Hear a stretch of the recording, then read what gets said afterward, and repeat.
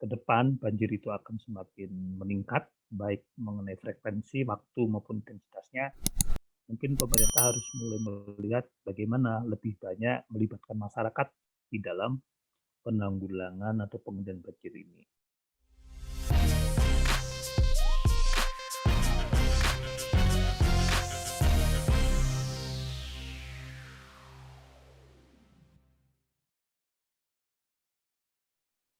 Assalamualaikum, hai semuanya. Jumpa lagi di podcast Ngaji dan Neliti. Pada podcast ini kita akan membahas tentang banjir dan pengelolaan sumber daya air. Dan kita kedatangan tamu spesial yang menemani bincang-bincang kali ini, yaitu ada Bapak Insinyur Kuswanto Sumuatmojo. Halo Bapak, selamat malam. Selamat malam. Assalamualaikum. Waalaikumsalam. Bagaimana kabarnya Bapak? Alhamdulillah, sehat, segar. Alhamdulillah. Kalau dilihat nih ya Pak, kondisi sekarang di mana kita lagi dilanda musim hujan dengan curah hujan yang tinggi, dan di mana beberapa waktu yang lalu terjadi banjir dengan skala yang cukup besar di beberapa daerah, termasuk di Jabodetabek. Ya, Menurut Bapak, apa aja sih faktor utama penyebab terjadinya banjir tersebut? ya seperti yang sudah banyak diberitakan ya, kan untuk banjir kali ini agak beda begitu ya. Dulu-dulu barangkali perhatian kita hanya di Jakarta atau Jabodetabek, tapi awal tahun ini banjir itu agak mengejutkan sampai ke daerah-daerah lain, termasuk Kalimantan yang jarang kita dengar ada banjir. Sekarang banjirnya cukup besar. Kemudian bukan hanya Kalimantan, Semarang, di Sulawesi Utara. Artinya merata ini hampir seluruh wilayah nasional itu Iya. terada banjir. Sehingga menjadi ramai, ya, banyak debat, banyak polemik, dan kemudian dalam polemik itu lalu muncul berbagai kontroversi mengenai penyebabnya. Nah, umumnya memang eh, hujan yang lebat, ya, hujan ekstrim itu dianggap sebagai faktor yang menjadi penyebab. Dan memang secara awam saja mungkin ini bisa dibenarkan ya, di mana-mana kita merasakan hujan yang sangat lebat dalam waktu yang cukup lama sehingga menjadi penyebab jadi banjir. Kemudian mereka bilang pemerintah seperti lepas tangan. Nah, pemerintah juga berusaha untuk menjelaskan bahwa memang ada faktor-faktor selain hujan ekstrim itu yang menjadi penyebab, yaitu adalah faktor kerusakan di daerah hulu das, ya, hulu daerah aliran sungai. Jadi dua faktor itulah yang sementara ini ya dianggap sebagai faktor utama. Nah, faktanya memang demikian ya, tercatat curah hujan ekstrim itu artinya curah hujan dalam apa namanya itu dengan intensitas di atas 150 milimeter satu hari gitu. Nah, ini di Jakarta saja kemarin itu walaupun tidak setinggi tahun sebelumnya, itu tercatat di Jakarta itu di kalau tidak salah sampai 270 ya, 220. Kemudian di Kalimantan juga begitu. Di Jakarta 220, di Kalimantan 270 dalam waktu atau durasi yang cukup lama. Kemudian faktor lain yang juga menjadi fakta adalah memang dari catatan di Kalimantan itu dilaporkan das barito hutannya itu berkurang sejak tahun 1990, itu tercatat sampai 63% kalau di sana ya.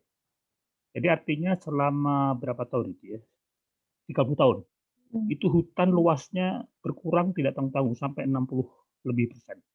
Begitu juga di puncak, puncak kemarin juga ada banjir bandangnya, itu juga mengalami pengurangan daerah hutan, kawasan hutan itu menjadi hunian. Artinya memang ada faktor dua itu yang menjadi penyebab, dan itu bukan sekedar apa namanya itu dugaan.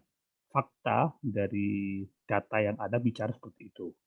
Hujan ekstrim dan memang ada perubahan kawasan hutan menjadi kawasan lain sehingga membuat hujan yang turun itu lalu langsung atau kemudian menimbulkan banjir. Lalu seperti apa dampak Undang-Undang Sumber Daya Air nih, Pak, dalam peristiwa banjir yang terjadi? Kalau undang-undang sumber daya air itu kan undang-undangnya kan yang baru ya, Mhm. belum lama terbit. Undang-Undang Nomor 17 Tahun 2019, Undang-Undang Sumber Daya Air.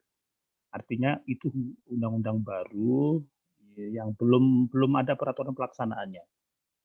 Menggantikan undang-undang yang lama yang dibatalkan oleh Mahkamah Konstitusi, yaitu Undang-Undang Nomor 7 Tahun 2004, dibatalkan tahun 2015, kemudian sebagai pengganti sementara kembali kepada Undang-Undang Nomor 11 Tahun 74.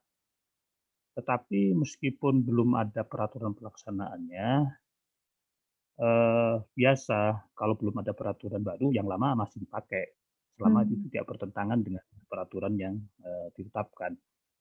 Nah, barangkali kalau disebut sebagai dampak aturan, itu barangkali adalah ketentuan yang selama ini diberlakukan mengenai banjir.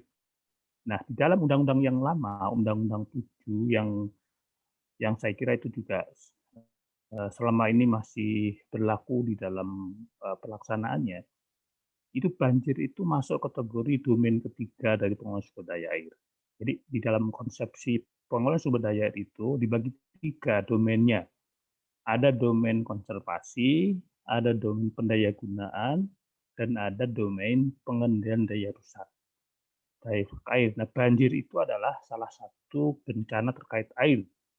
Di situ tentu saja, eee, apa, dirumuskan bagaimana upaya menanggulangi, baik di dalam rangka mencegah, menanggulangi maupun, upaya-upaya pemulihan setelah banjir. Nah, saya kira aparat pemerintah semuanya melakukan semuanya selama ini dengan berdasar undang-undang itu dan juga peraturan pelaksanaannya. Tetapi Lalu Pak, secara umum bagaimana sih kondisi infrastruktur sumber daya air kita saat ini? Dan bagaimana Bapak melihat kesiapan infrastruktur termasuk, infrastruktur pengendali banjir? ya infrastruktur sumber daya air itu kalau terminologi atau nomenklatur yang digunakan itu disebut sebagai prasarana sumber daya air ya. Mmm. Itu salah satu salah satu istilah lah yang digunakan dan ada di dalam undang-undang itu disebut prasarana sumber daya itu adalah bangunan air dan bangunan lainnya yang digunakan untuk mendukung penggunaan sumber daya air baik secara langsung maupun tidak. Itu infrastruktur sumber daya air atau prasarana sumber daya air. Nah, itu bentuknya macam-macam. Kita bisa mulai seperti bendungan, kemudian bendung dan jaringan irigasi. Kalau soal banjir itu ada tanggul, ada cek dam, ya banyak yang sudah dibuat untuk penanggulangan banjir, termasuk yang namanya bendungan. Itu sebetulnya bukan hanya untuk menampung air, untuk pemanfaatan air minum irigasi, tapi juga dia salah satunya juga untuk pengendali banjir. Bendungan Ciawi misalnya sekarang ini kita ketahui sedang dibangun, itu disebut sebagai bendungan kering katanya. Itu fungsinya memang utamanya untuk pengendalian banjir. Jadi dia hanya ada air pada waktu musim hujan untuk ditampung, tapi musim kering nggak ada. Karena memang dia fungsinya khusus untuk mengurangi debit air dari daerah puncak supaya tidak terlalu besar menggenangi daerah hilir termasuk Jakarta. Nah, bagaimana kondisi sekarang?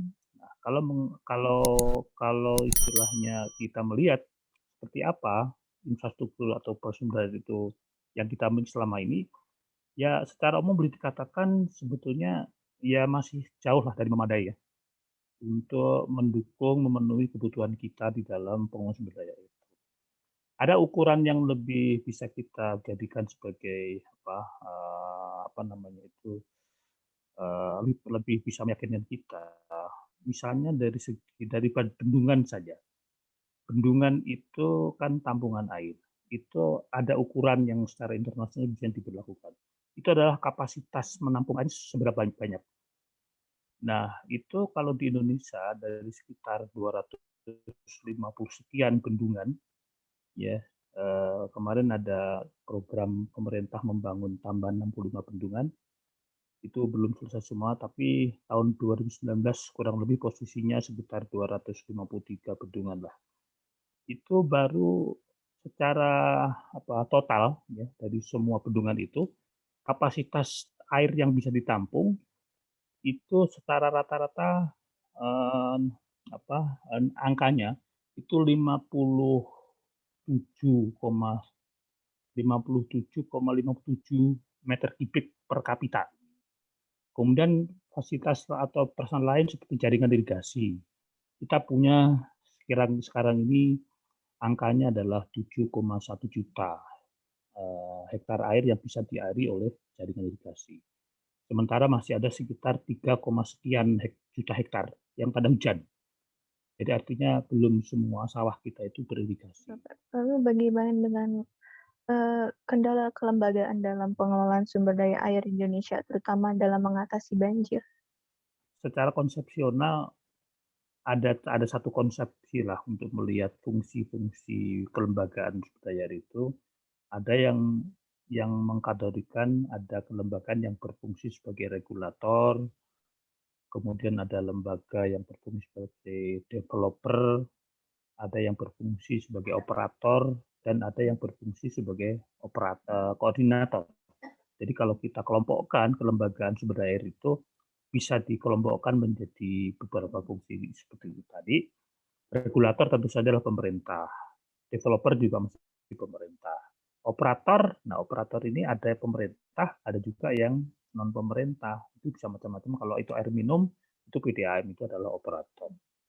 Nah, koordinator ini lembaga koordinasi itu di tingkat nasional ada yang namanya lembaga Dewan Sumber Daya Air Nasional.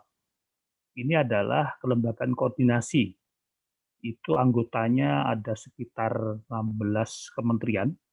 Kemudian ada anggota lain di luar pemerintah atau non pemerintah, kurang lebih jumlahnya sama, sehingga sekitar kemudian ditambah perwakilan dari itu adalah kelembagaan koordinasi di tingkat nasional yang dibentuk untuk mengkoordinasikan.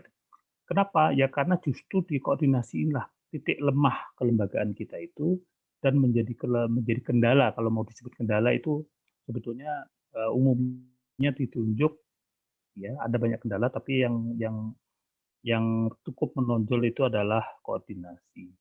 Bisa digambarkan, setiap kelembagaan tadi tentu punya tupoksi, punya tugas, fungsi, tanggung jawab yang sudah dirancang lewat dasar hukum mereka masing-masing ya. Tentu saja mestinya sudah cukup matang. Ya, sudah ada tugas fungsi masing-masing secara normatif gitu ya. Tapi dalam praktek itu mungkin masih bisa terjadi tafsiran yang karena tidak bisa secara eksplisit tajam gitu membagi fungsi, sehingga dalam pelaksanaan biasanya ada tafsir-tafsir lain yang membuat di dalam praktek ini bisa terjadi koordinasi yang masih lemah, ya. Kemudian kalau sudah lemah itu bisa terjadi tumpang tindih kegiatan atau program. Kembali kepada kendala, itu yang paling lemah kita itu adalah koordinasi ini selalu masih berjalan kurang seperti yang kita harapkan, sehingga tidak ada satu sinergi ya. Menurut Bapak, menimbang Jakarta sebagai ibu kota negara, dari sisi tata kelola, apakah penanganan banjir Jakarta perlu diperlakukan berbeda dengan daerah lainnya di Indonesia? Ya, Jakarta tentu saja dia ibu kota ya. Dia adalah halaman depan dari negara kita. Salah. Orang melihat Indonesia kan pertama Jakarta dulu. Iya, Nah, seperti kita juga punya wajah kan, yang dilihat tentu orang melihat dulu wajah kita seperti apa, belum sampai melihat yang lain. Oleh karena itu memang ya pantaslah menjadi atau mendapat perlakuan yang lebih lebih khusus ya, lebih istimewa, karena itu adalah sekaligus kita menjaga wajah terdepan dari negara kita. Walaupun sebetulnya setiap kota itu selalu ada perbedaan, masing-masing punya karakteristik. Tapi khusus untuk Jakarta ini, perbedaan itu ditambah dengan kenyataan bahwa dia adalah ibu kota. Nah, oleh karena itu misalnya di dalam mengendalikan di Jakarta itu kan kita tahu semua ya, istana itu kan kawasan yang kalau boleh jangan sampai tersentuh air gitu ya. Jangan sampai banjir itu masuk ke wilayah istana. Nah, oleh karena itu di dalam pengendalian banjir Jakarta itu ada mekanisme yang dibuat, misalnya di pintu air Manggarai, itu buka pintu itu kalau terjadi banjir, itu hanya bisa oleh izin gubernur, Oh, ya. Itu hanya bisa oleh izin gubernur. Waktu itu kita misalnya di dalam beberapa tahun sebelumnya itu kita tahu waktu banjir mau masuk istana, itu Pak Sutioso itu terpaksa, kenapa? Ya sudah kalau tidak nanti tenggelam yang lain. hmm, Jika mau nggak mau air itu meluber ke istana, tapi itu pada tingkat yang sangat parah.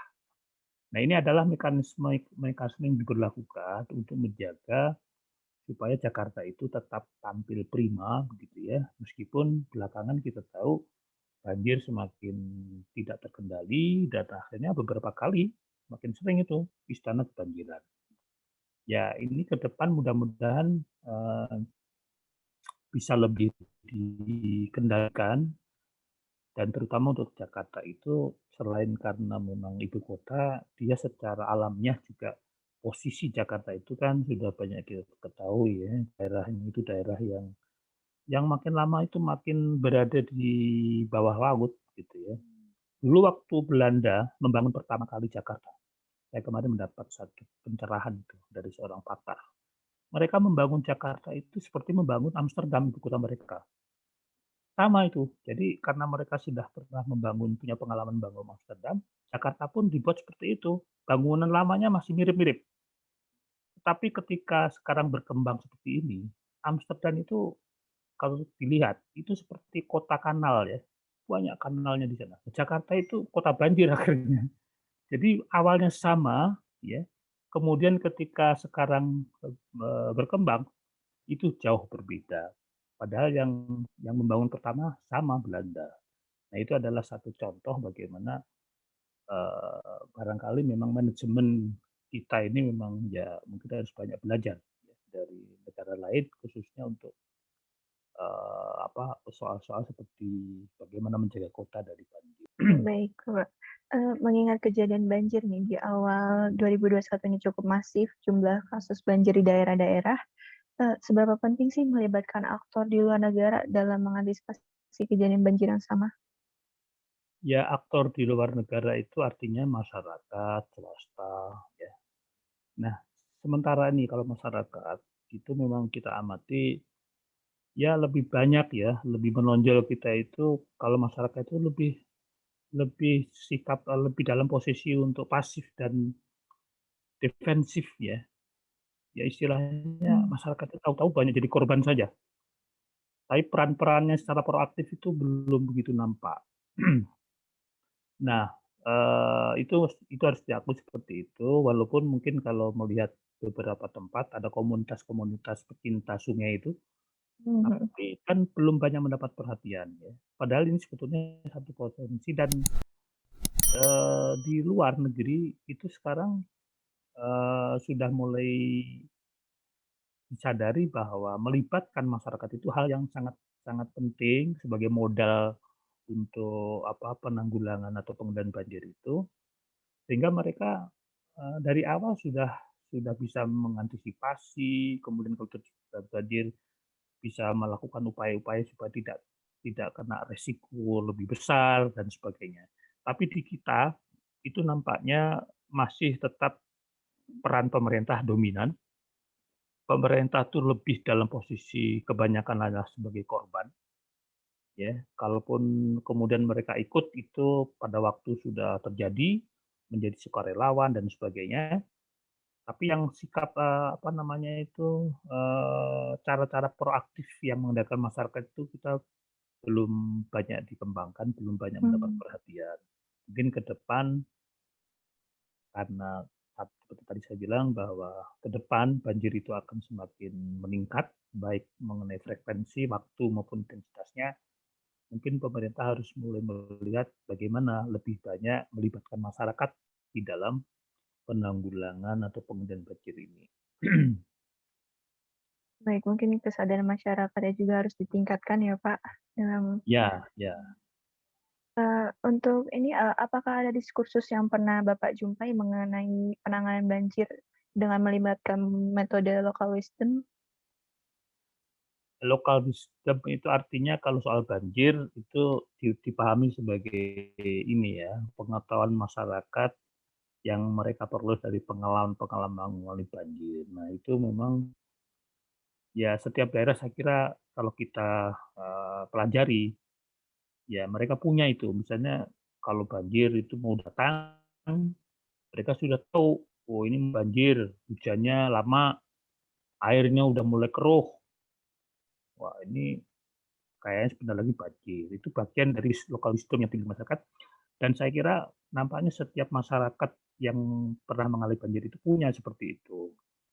Dan mereka pun kemudian juga mulai terbiasa bagaimana mengambil upaya untuk terhindar, ya.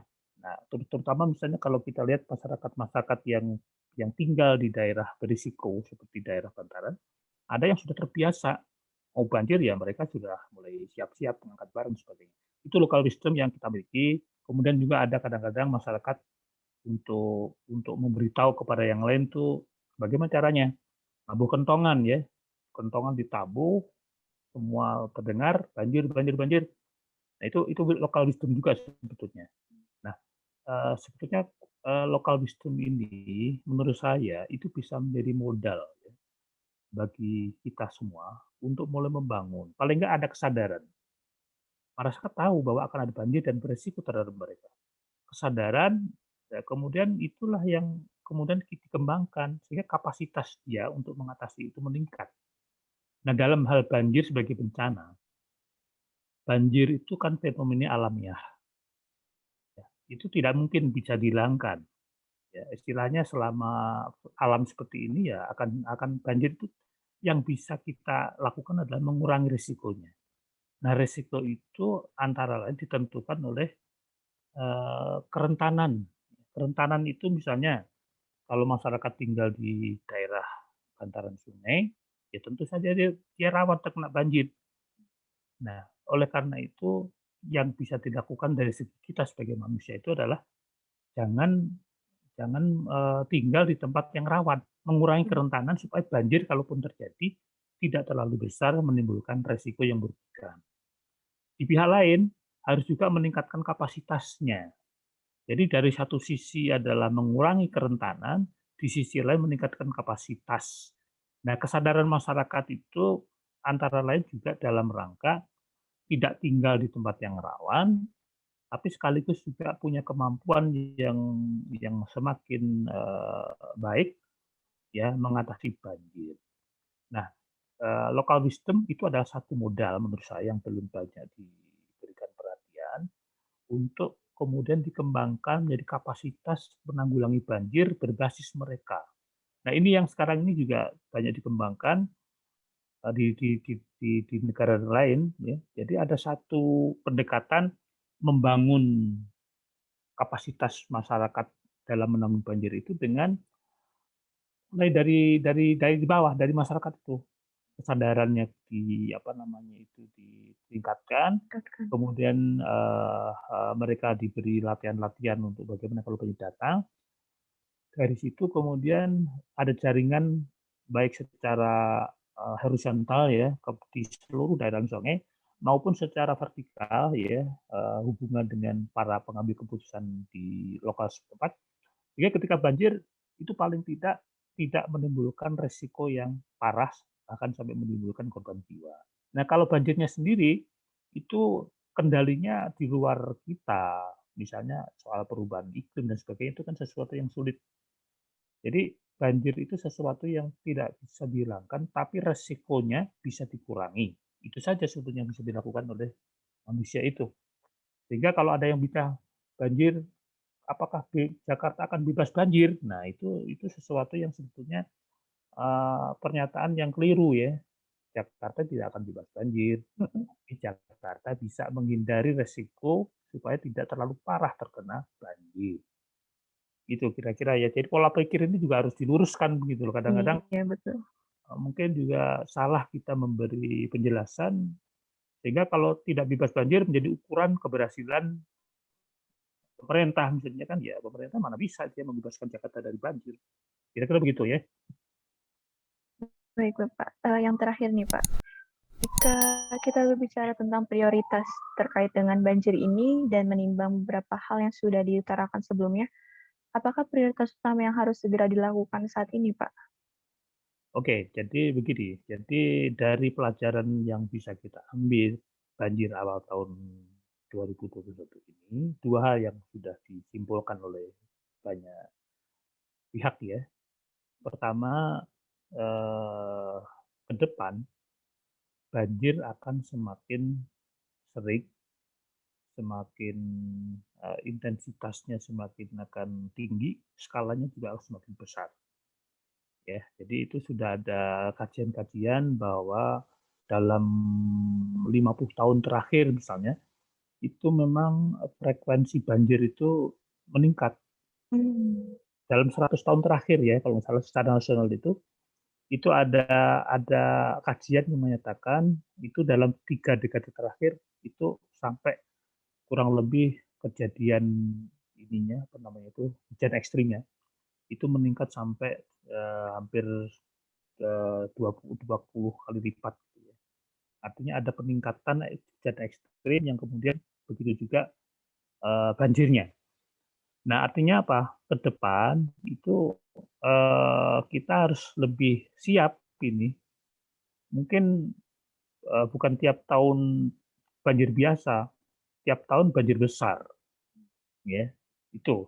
Jadi, nah ini menurut saya bisa menjadi satu pelajaran penting dari banjir yang tahun 2021 ini. Eee, karena banjir akan lebih sering datang dan bukan lebih sering, lebih besar datang pada waktu, banjir terjadi dan dalam skala yang lebih besar, maka harus siap bukan hanya di Jakarta ini, di seluruh daerah lain, di daerah-daerah yang rawan banjir. Saya sendiri itu punya kota ya, di Jawa Timur sana. Itu seumur-umur sudah lama itu tidak banjir. Kemarin itu banjir, termasuk longsor, ya, Di mana termasuk tuh, longsor Pak? terjadi. Di Nganjuk, saya baru dari Nganjuk ya. Di Oh, Nganjuk itu saya sejak kecil, kecil dulu banjir, tapi sudah kurang lebih berapa itu, 40 tahun lah nggak banjir. Kemarin banjir waduh. masuk kota, ya. Itu seumur-umur baru ini ya, bukan seumur-umur, artinya sudah sekian lama nggak banjir, banjir lagi. Artinya apa? Di daerah lain pun seperti itu, karena kondisi hutan juga sudah mungkin sudah banyak berubah, ya, karena kita juga yang menjadi penyebabnya. Maka di mana-mana umumnya kecenderungan kemungkinan banjir terjadi itu akan makin besar. Nah, apa prioritasnya? Ya menurut saya dalam jangka pendek itu semua pihak yang terkait dengan pengendalian banjir ini mungkin harus, melakukan antisipasi, kemudian, secara terkoordinir, secara terpadu, menyiapkan langkah-langkah yang diperlukan dalam rangka mengantisipasi banjir yang akan semakin sering ya, itu satu.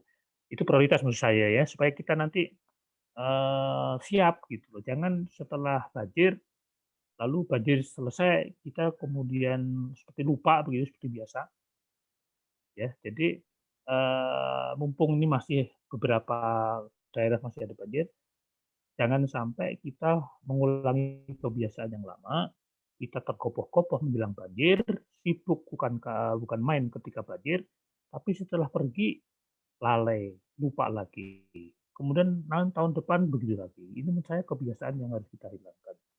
Nah, khususnya untuk sekarang ini karena ada peningkatan, intensitas dan sebagainya tadi, mungkin bisa menjadi target pertama lah ya untuk antisipasi. Nah, yang kedua menurut saya adalah kita perlu mungkin ya, melihat kembali cara-cara kerja kita menanggulangi banjir ini. Ya barangkali ada yang tidak efektif di sana sini, yaitu kita perbaiki. Itu hal yang lebih strategis.